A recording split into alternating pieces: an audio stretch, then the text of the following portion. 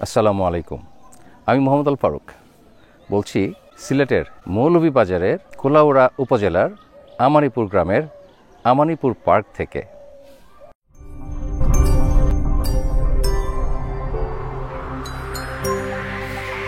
এই ভোরে ঘুরে বেড়াচ্ছি পার্কের ভিতরে। পার্কের ভিতরে থাকার অভিজ্ঞতা আমার হয়নি কখনো। অ্যামেজিং। এই যেটা রেল বাগানটা, যেটা আমাকে সবচেয়ে বেশি ইমপ্রেস করেছে, স্কেলড মডেল রেল সিস্টেম, একটা সমস্ত কমিউনিটি তৈরি করা হয়েছে এখানে, মিনিয়েচার সব কিছু। সকাল সকাল সমস্ত পার্কে একা একা ঘুরে বেড়ানোর আলাদা একটা মজা আছে।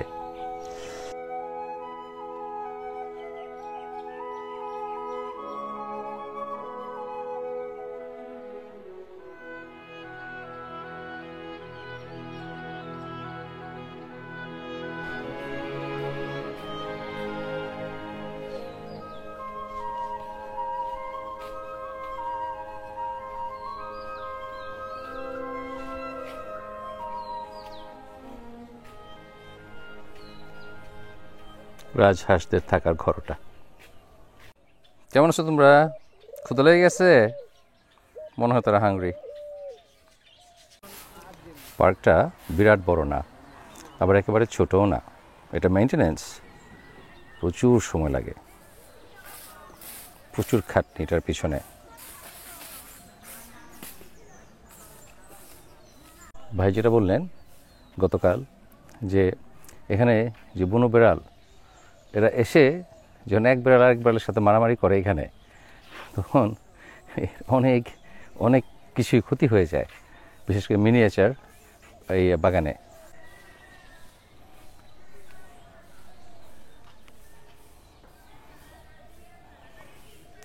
আপনারা যারা পুরনো ওয়েস্টার্ন মুভি দেখেছেন আমেরিকান, তারা নিশ্চয়ই এই সিনটার সাথে অতি পরিচিত।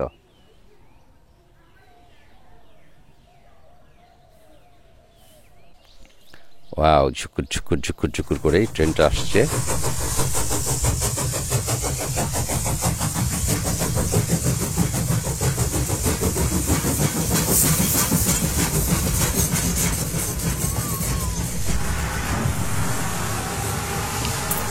Beautiful, wow, it's like a dream.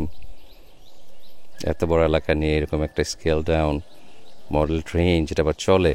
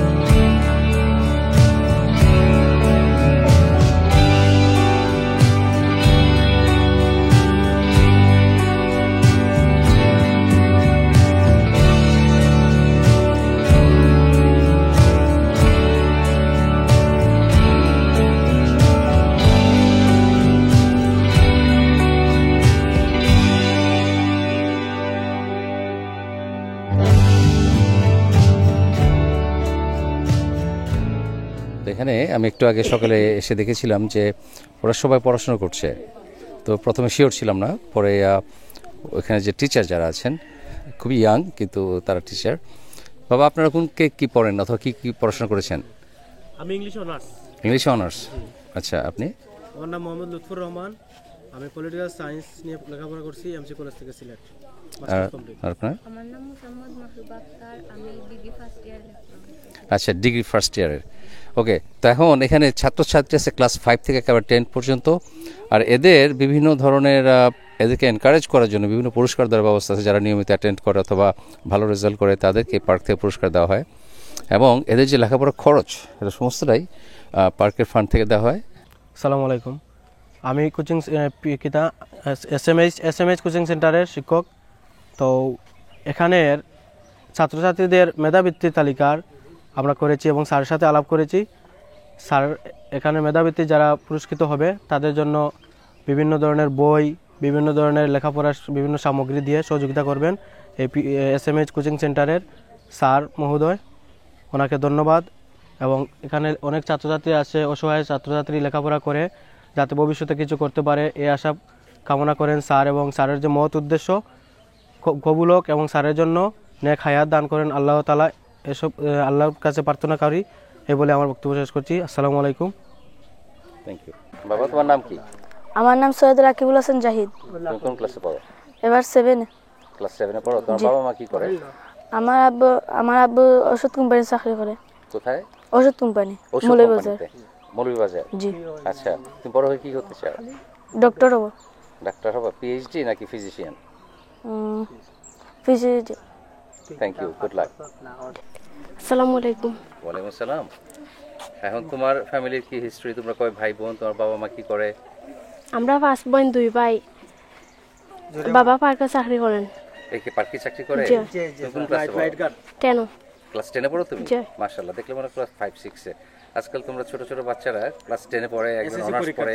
হ্যাঁ হ্যাঁ, দেখলাম তো। আমাদের চোখে তোমাদের সবাই অনেক ছোট মনে হয়, তো এই জন্য আসলে আমরা বুড়ো হয়ে গেছি, কাজেই তোমাদের সবাইকে মনে হয় ছোট। এনিওয়ে, তোমার কি স্বপ্ন? বড় হয়ে কি হবে তুমি? বড় হয়ে ডাক্তার হইতাম। তুমি ডাক্তার হতে চাও? জি। ইঞ্জিনিয়ার কি হবে? ইঞ্জিনিয়ার হওয়া কে ইঞ্জিনিয়ার হতে চায় এখানে? সবাই ডাক্তার হতে চায়। আলিয়া হাসান।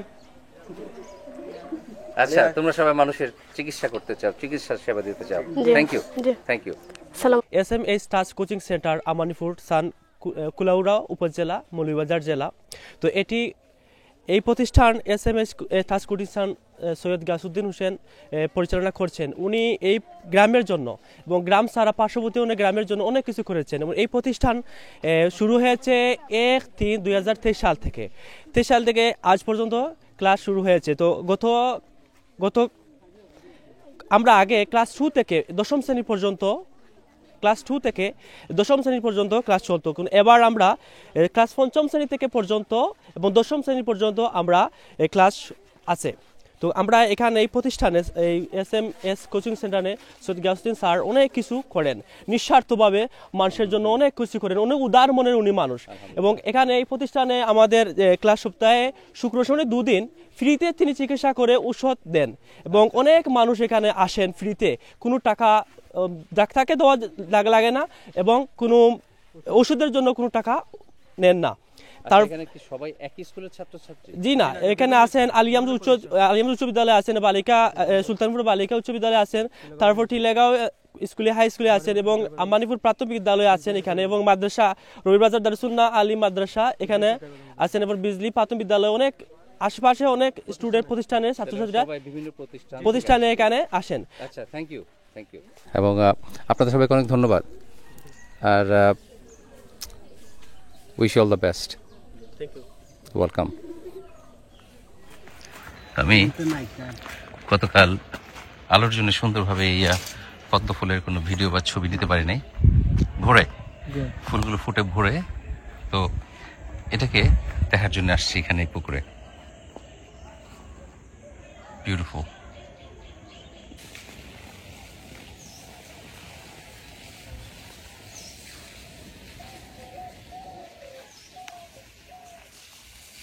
সকাল সকাল আমানিপুর সরকারি প্রাথমিক বিদ্যালয় থেকে একটা গ্রুপ এসছে স্কুল থেকে বেড়াতে পার্কে।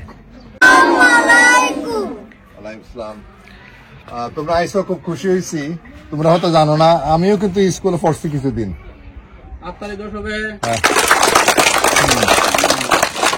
তোমারে বহুত আগেও হওয়ার দাওয়াত দেওয়ার ইচ্ছা আছিল, কিন্তু বিভিন্ন ব্যবস্থা হয়েছে না। তো এবার কিছু তো আইসেন, আরো কিছু বাকি আছেন, তারা লইয়া আইবা ইনশাল্লাহ।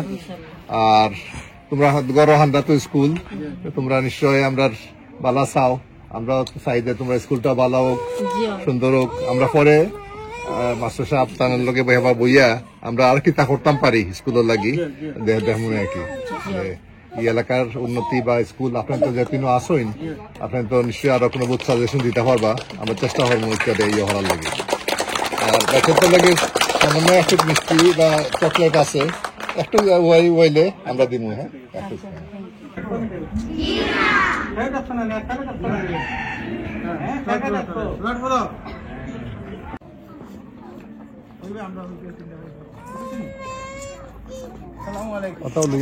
ওয়ালাইকুম আসসালাম। ওয়ালাইকুম আসসালাম, আদাব, কেমন আছেন? ভালো আছেন? আচ্ছা আচ্ছা, আপনার তো স্কুল কোন ক্লাস পর্যন্ত আছে? আচ্ছা, আমরা আপনার তো প্রতিবেশী বাচ্চান্তরে লইয়া আইসইন, খুব খুশি হয়েছি। আর ভবিষ্যতে সকলে লইয়া আইবা ইনশাল্লাহ। তো বাচ্চান্তর লাগে ছোট একটা গিফটের ব্যবস্থা করা হয়েছে, একটা চকলেট আর কেক। একটু দাঁড়াইলে আপনার ইয়ে হবে। আচ্ছা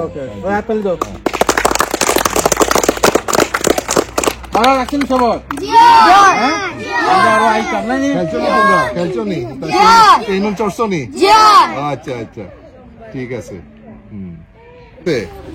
আর ফ্লাইং চেয়ার চড়ছো নি? ওদের চক্কর দেয়, এটা চড়ছো না নি? আচ্ছা, আরোবার আইলে সবাই নে এখানে স্যার ওই যে তারা মনে করেন 90% ওটা বিভিন্ন সময় তারা ঢুকছে। আচ্ছা আচ্ছা, এরপরে আমরা মোটামুটি আমরা স্কুল থেকে আইসি না কি? স্কুল থেকে মানে বহুত আগে এবার আইসি লাগে, বহুত আগে। স্কুলটাকে আমরা উপজেলা থেকে অনেক শিক্ষক আইন আমাদের উপজেলা শিক্ষা অফিসার বা বিভিন্ন সময় এখানে মোটামুটি আমরা তারা গেস্ট হিসাবে। জি জি। আচ্ছা, আমরা ম্যাডাম আপনার তো সময় সুবিধা মতো রবিবার সোমবার কোনো একটা সময় যদি আপনার ঠিক করি আমরা সাথে জানাই, আমি তার মানে আপনার যে টিচার হল দেখা যায় সম্ভব কিতা করা যায় বা কিতা লই আপনার তোর ইয়ে আছে বেশি সমস্যা হয়, বেশি কিছু করতে পারতাম না, তাই একটু শুনিয়ে আসলাম। যদি করতাম পারি কিছু তো করলাম আর কি। আমি চেয়ারম্যান সাহেবের কাছে ডাকি তারাও মনে করেন বুঝি হয়তো যদি পারেন, তাই তো প্রশ্ন শরীর খারাপ থাকে, ভালো থাকে না। তো আমরা দেখবো একদম সামনে এক সপ্তাহে আপনার একটা দিন ডেট ঠিক করে আমরা জানান দেবো। সামনের সপ্তাহ মানে যেকোনো দিন, যেকোনো দিন হলে বুঝবো। আমি আছি আপনারা জানান। হ্যাঁ, ঠিক আছে, আপনার তো আইন জানান। জি, তুলছি সামনে আসো, সামনে আসো, সামনে।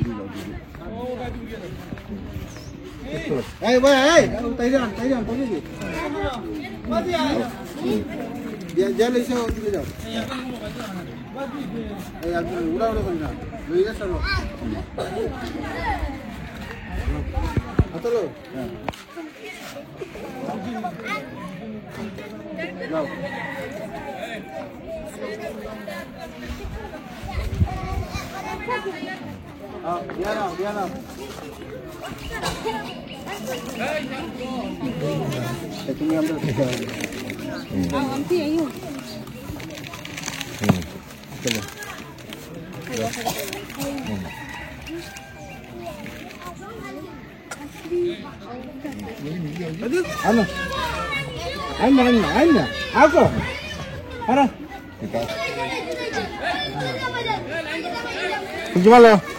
Kata dulu kan?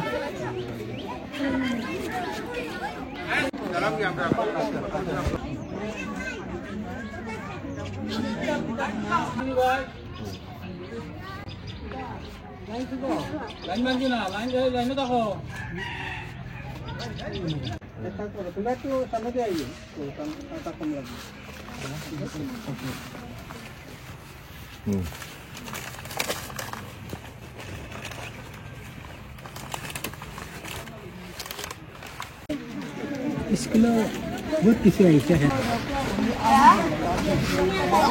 খুবই ভালো লাগছে, আমার নিজের ছোটবেলার নিজের স্কুল লাইফের কথা মনে পড়ে যাচ্ছে।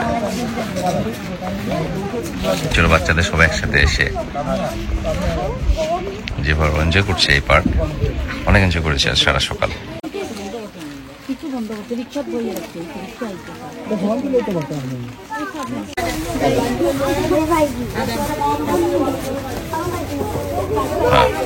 সারা সকাল আনন্দ শেষে কিছু স্ন্যাক্স নিয়ে এখন চার স্কুলে ফিরে যাচ্ছে।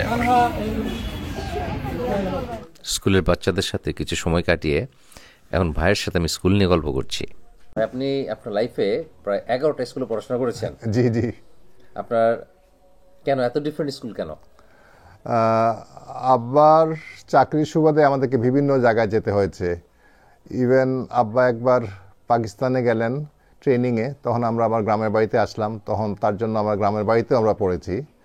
আবার 1971-এ আমরা নিরাপত্তার জন্য সিলেটে চলে আসছিলাম, তখন আমরা সিলেটে পড়েছি। এইভাবে বিভিন্নভাবে আমরা ঢাকা সহ বিভিন্ন অঞ্চলে আমরা প্রায় 11টা স্কুলে পড়েছি। এটা আমার মনে হয় একটা রেকর্ড। আপনার বাবার প্রফেশন কি ছিল? উনি একজন বিচারক ছিলেন সরকারি। আচ্ছা, আপনার লাইফে 11টা স্কুল তো সোজা কথা না। একটা ইয়াং ছেলের লাইফে এত ঘন ঘন চেঞ্জ করা খুবই ডিফিকাল্ট, অ্যাডজাস্ট করা। তো আপনি আপনার কোনো সুন্দর মেমোরি অথবা ডিফিকাল্ট মেমোরি আছে স্কুল সম্পর্কে? কোনো একটা স্কুল সম্পর্কে বলবেন? পটুয়াখালীতে থাকতে আমরা সরকারি জুবিলি স্কুলে পড়তাম, বেশ বড় স্কুল। ওইখানে হেডমাস্টার খুব কড়া ছিলেন এবং ড্রেস নিয়ে খুব সতর্ক ছিলেন। আমরা পাঞ্জাবি পরতাম, তারপরে মাথায় নেহরু টুপি, পায়ে প্লাস্টিকের জুতা, একেবারে স্ট্রিক্ট কন্ট্রোল ছিল। এবং পাঞ্জাবির স্পেসিফিকেশনগুলো একেবারে মানতে হতো, কতটুকু হবে, হাতা কত হবে, সব কিছুই। নামাজ পড়তে হতো টিফিনের ফাঁকে, জোহরের নামাজ। আমি তো ভালো করে নামাজও শিখি নাই, কিন্তু সবার সাথে নামাজে গিয়ে যেতে হতো। আরেকটা সুন্দর স্মৃতি আছে, ওই স্কুলেই তখন শিক্ষা সংস্কার নিয়ে কি একটা আন্দোলন হচ্ছিল, আর ওই সময় সিনিয়র ক্লাসের ছাত্ররা ক্লাস বয়কট করছিল, আর সেই সুবাদে আমরা টিফিন পেতাম, ডাবল টিফিন। এইটা আমাদের কাছে খুব একটা মজার জিনিস ছিল। আপনার ওই যে পায়জামা পাঞ্জাবি ড্রেস কোড, এটা সম্পর্কে একটু ডিটেলস বলেন। এটা যেহেতু এর তো মনে থাকার তো বিশেষ কোনো কারণ থাকতে হবে, কারণটা বলেন আরো। কারণটা হচ্ছে পাঞ্জাবিদের ড্রেস কোড বললাম, পাঞ্জাবির হাতা হতে হবে এতটুকু আসতে হবে, কতটুকু চওড়া, এতটুকু চওড়া হতে হবে হাতা। তারপরে টুপি নেহরু সাদা টুপি, পাজামার কি স্পেসিফিকেশন ছিল আমার মনে নাই। আর জুতা ছিল বাটাতে, তখন একটা জুতা খুব চলতো, ওইটাকে বলতো মুসলিম শু। ওই মুসলিম শু আমাদেরকে পড়তে হতো। এবং এটাকে একেবারে প্রত্যেক দিনই আমাদের একই ড্রেস কোড মেনে চলতে হতো। খুবই স্ট্রিক্ট স্কুল ছিল। নামটা কি ছিল স্কুলটা? পটুয়াখালী জুবিলি সরকারি হাই স্কুল। থ্যাংক ইউ ভাই। আজ অফিসিয়ালি এই পার্কের আরেকটা অংশ, যেখানে পিকনিক অথবা বিয়ে অথবা বড় যে কোনো ধরনের গ্যাদারিং হবে, তার অফিসিয়াল উদ্বোধন হবে আজকে।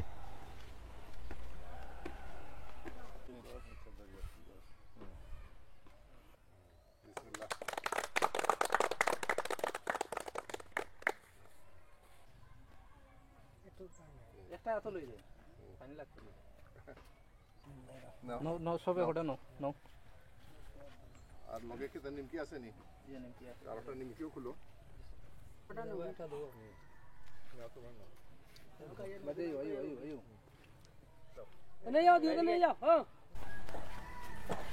নিমকি আর মিষ্টি, রাইট।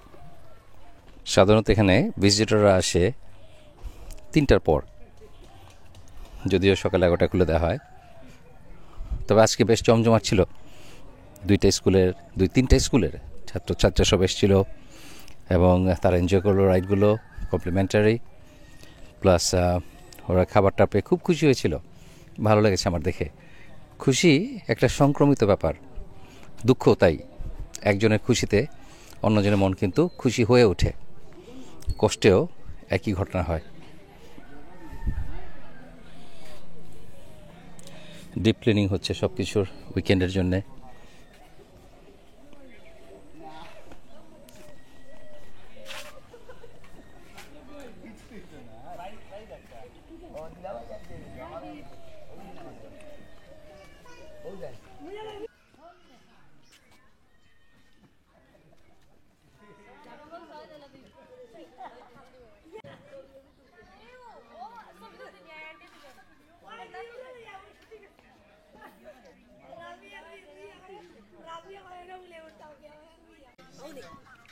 ছোটরা না বড়রাও খেলে এখানে।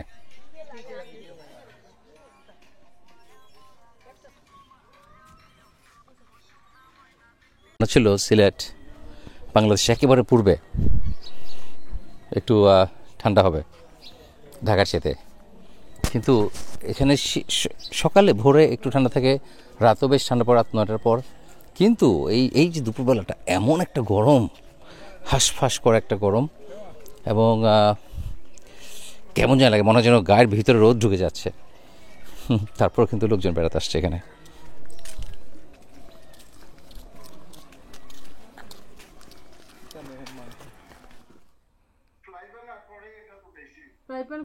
দুপুরে আমাদের জন্য বিরাট আয়োজন, সে টমেটো টক ডাল, তারপরে ফুলকপি দিয়ে মুরগির মাংস, এটা আমি কখনো খাইনি, বেগুন ভাজি, তারপরে মিক্সড ভেজিটেবল, আর সিলেটের ফেমাস লাই শাক ভর্তা, আর বহুল অ্যান্টিসিপেটেড সেই বোয়াল মাছ, মনস্টারাস বোয়াল মাছ।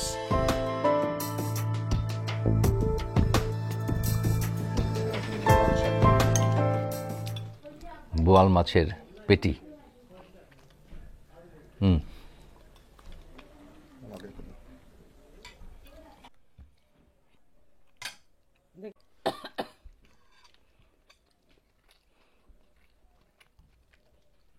আর কিছু বলবো না। বিকেলে নাস্তা আসছে, চিতই পিঠা, ভাপা পিঠা, বিন্নি ধানের, বিন্নি চালের ভাপা পিঠা।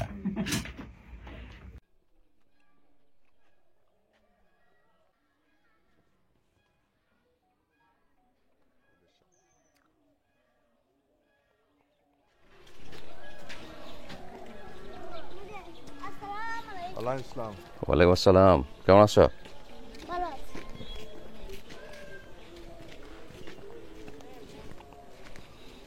এখানে স্কুলের পাশাপাশি যে গতকাল দেখেছেন আপনারা ফ্রি কোচিং বা টিউশন করানো হয়, তার পাশেও এখানে ফ্রি স্বাস্থ্যসেবা দেওয়া হয়। তো ভাই প্রতি সপ্তাহে ডাক্তার 2 দিন বসেন, সপ্তাহে 2 দিন ডাক্তার আসেন এবং সম্পূর্ণ ফ্রি, ওষুধও ফ্রি। ওষুধ কিছু দেওয়া হয়, সবগুলো না। ধরেন 1 সপ্তাহ ওষুধ লাগবে, 2 দিন ওষুধ দেওয়া হলো, বাকিটা হয়তো ওনার খেতে বলা হয়, আচ্ছা, কিনতে বলা হয়, আর কিছু কিছু ওষুধ পুরোটাই দেওয়া হয়। আচ্ছা আচ্ছা, দেখতে পাচ্ছি কিছু পেশেন্ট অলরেডি চলে এসেছেন। কেমন আছেন? জি ওয়ালাইকুম আসসালাম। ওয়ালাইকুম আসসালাম। আচ্ছা, ওনার কানে অসুবিধা শোনা,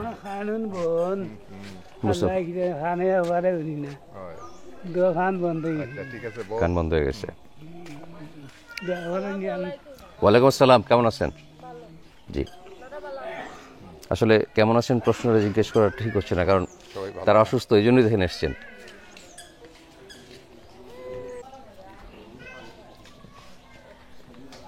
কিছু ভলান্টারি আর কি, মানে অনেক পুরো জি কমার্শিয়াল না। জি জি জি, আসসালামু আলাইকুম। আমার বোন, আসসালামু আলাইকুম, কেমন আছেন? ওয়ালাইকুম আসসালাম। জি জি জি, ব্লগ করেন, তার 5 লক্ষ সাবস্ক্রাইবার আছেন। আচ্ছা, উনি এখানে চিকিৎসা সেবা প্রদান করেন, ভাইকে হেল্প করেন, আর বেশ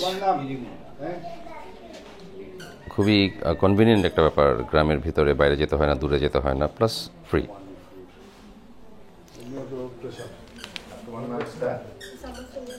টেস্ট করে আর কি, মানে রোগীদেরকে, রোগী আসলে। আচ্ছা, বললেন মিসেস মুসাম্মদ সোনিয়া বেগম, ও যত মহিলা পেশেন্ট আছে তাদেরকে সাহায্য করে, তাদের যেন একটা, এখানে আসলে ডাক্তার সাহেব আছেন আর এখানে ও আছেন, দুজনে মিলেই ওরা চিকিৎসা সেবা প্রদান করেন।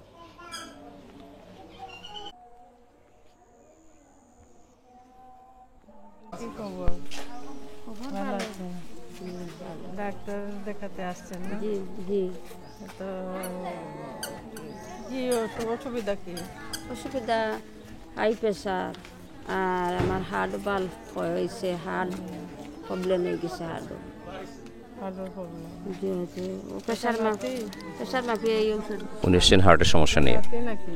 জি মানে হার্টের সমস্যা, ওষুধ পাইছেন? জি পাইছি। খাইয়েন ওষুধ, ভালো মতো খাইয়ে ওষুধ খাইয়েন। আচ্ছা ঠিক আছে, থ্যাংক ইউ।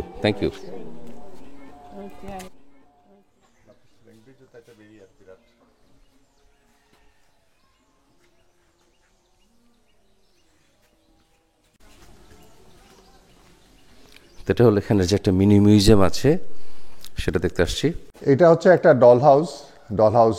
যারা ইউরোপ আমেরিকাতে থাকেন তারা ভালোই জানেন। ডল হাউসের মাধ্যমে দিয়ে একটা শিশুদের জন্য একটা আধুনিক জীবনযাত্রার একটা চিত্র তুলে ধরা হয়। সেই বিদেশি আপনার ইউরোপিয়ান যে লাইফস্টাইল, সেটা কিছুটা অংশ তুলে ধরা হয়েছে। আর এটা মধ্যযুগের ইউরোপের একটা ছোট শহরের একটা চিত্র এখানে তুলে ধরা হয়েছে। আচ্ছা, বিউটিফুল। এটা একটা নাইট সাফারি পার্কের মডেল। নাইট সাফারি পার্ক বাংলাদেশে নাই, কিন্তু কোনো বন্য প্রাণীকে তার বন্য অবস্থায় দেখতে গেলে আসলে নাইট সাফারি পার্কে যেতে হয়। রাতে তারা মুভমেন্ট করে। ছোট জাহাজের মডেল, বাইরে যেরকম ট্রেনের মডেল আছে, এখানে জাহাজের মডেল আছে। আর এখানে আছে টাইটানিকের একটা মডেল, স্কেল মডেল।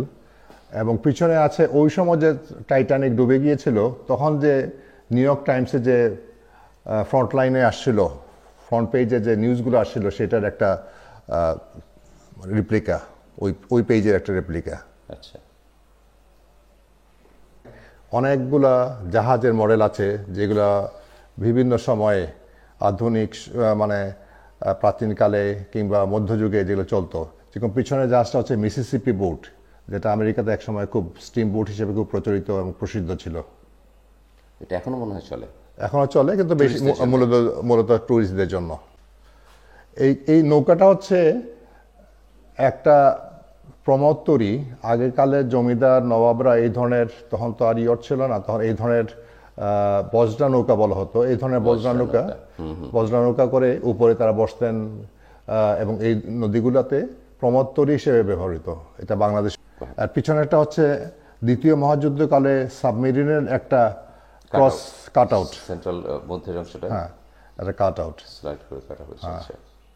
তাছাড়া হচ্ছে পিছনে হচ্ছে কুইন এলিজাবেথ মডেল শিপের একটা রেপ্লিকা। ব্যাকগ্রাউন্ডে আছে প্যারিসের একটা ব্যাকগ্রাউন্ড চিত্র।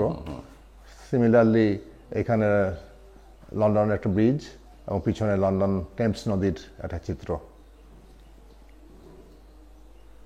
জানেন যে তাজমহলের একটা মডেল। আর এই অংশটা হচ্ছে বাংলাদেশ। এই হচ্ছে বাংলাদেশটা একটা বলি আমি। উপরে হচ্ছে 1960-70 দশকের ঢাকার স্কাইলাইন। নিচেরটা হচ্ছে ঢাকার পুরনো বাস ট্রাকের যেসব সুন্দর করে ছবি আঁকা থাকতো। তারপর একটা কি বলে পালকি, রিক্সা, এই ধরনের যেগুলোতে ঢাকার চিত্র ফুটে উঠে। এই অংশটা হচ্ছে 71 আমাদের মহান মুক্তিযুদ্ধের একটা চিত্র, যেটা আমি খুব ছোটবেলায় আমি নিজে চোখে দেখেছি। একটা ভাঙ্গা ঘরবাড়ি, ট্রেনের লাইন ভেঙে গেছে, পিছনে নিচে একটা যুদ্ধের ছোট চিত্র, ট্যাঙ্ক। এবং এটা হচ্ছে সেই সময় আমার স্মৃতি থেকে তোলা স্বাধীনতার যুদ্ধের কিছু খণ্ডচিত্র, ভয়াবহতা।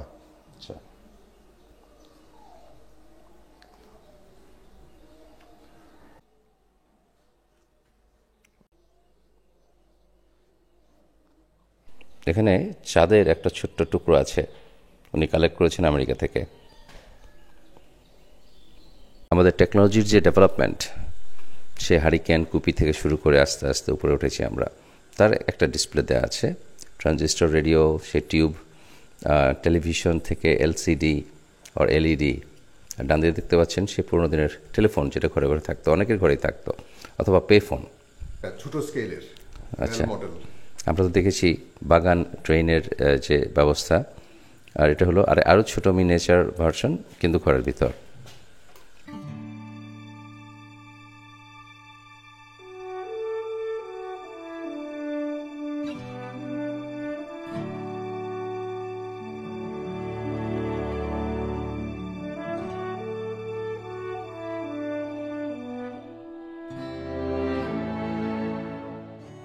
আপনারা সবাই বুঝতে পেরেছেন সোফার যে এই ভাই ট্রেন এবং মডেল ট্রেন নিয়ে খুবই ফ্যাসিনেটেড।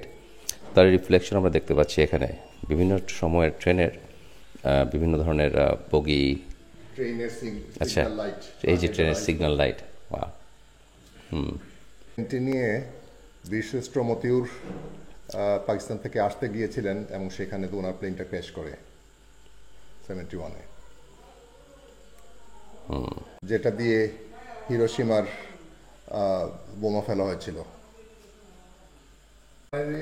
প্লেনটাই সবচেয়ে শেষ কমার্শিয়াল ফ্লাইট ছিল DC-10-এর। হ্যাঁ, এবং DC-3 বিমান, DC-3 বিমানের একটা DC-3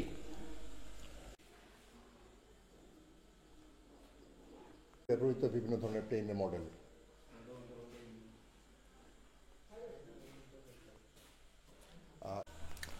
এটা দেখলেই তো ছোট ছোট বেবি যারা আছে তাদের মনে কত ইমাজিনেশন যে শুরু হয়ে যাবে, কত ফ্যান্টাসি তৈরি হয়ে যাবে।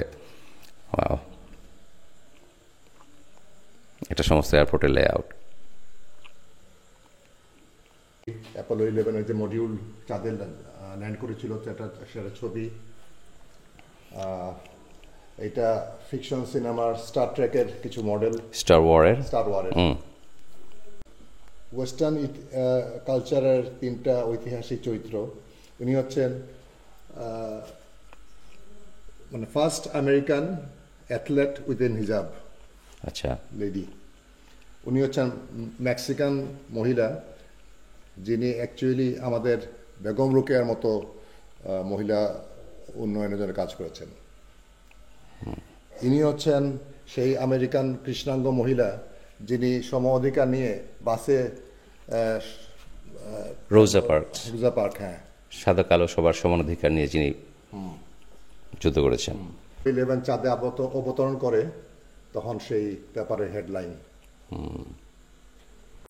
এখানে আসলে ছোট ছোট বাচ্চারা যারা আছে, কিশোর তরুণ, তাদের মনে যে কিউরিওসিটি সেটাকে জাগ্রত করবে, তারা এগুলো দেখে আরও জানতে চাইবে এটা সম্পর্কে। এই হলো এটা আসলে মেইন উদ্দেশ্য। একটা ছোট ক্যাফেটেরিয়া, ছোট না আসলে, এখানে কতজন মানুষ বসতে পারে? 20 জনের মতো মানুষ বসে খাওয়া দাওয়া করতে পারে। আর বাইরেও বসে খাওয়ার ব্যবস্থা আছে। ভাই, তো এখানে আসতে হলে কিভাবে ঢাকা থেকে আসা যায় একটু বলেন।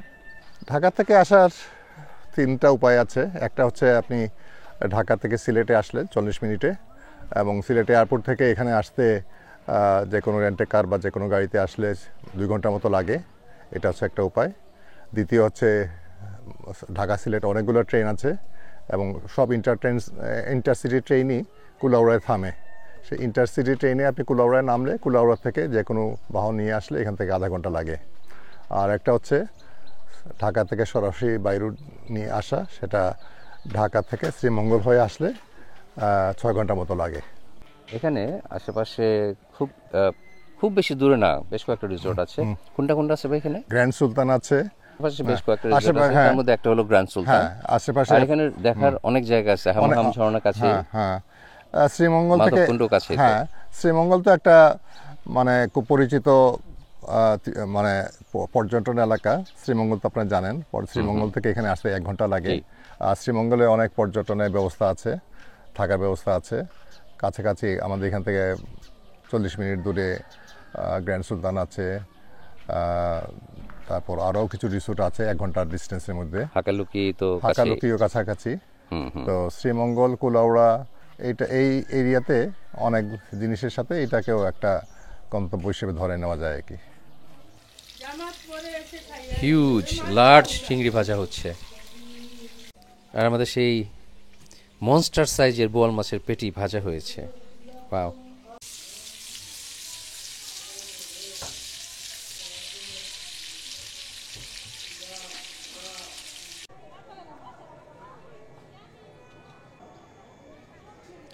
জুম্মার নামাজ পড়েই লাঞ্চ করব, তারপর রওনা হয়ে যাবো আমি ঢাকার উদ্দেশ্যে।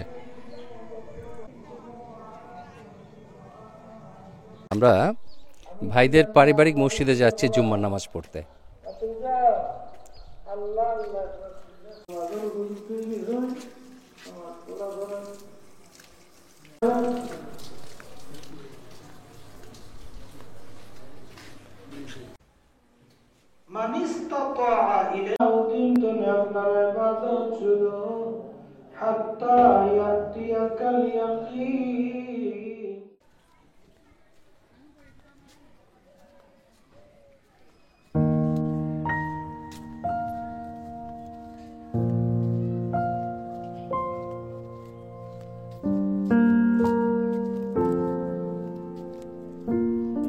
হ্যাঁ, যেটা এই শ্রিমটাই। তো লাঞ্চ শেষ করে, নামাজ শেষে লাঞ্চ শেষ করে আমরা এখন আমি রওনা হয়ে যাবো ঢাকার উদ্দেশ্যে। ভাবি, ভাই যে এখন আপনার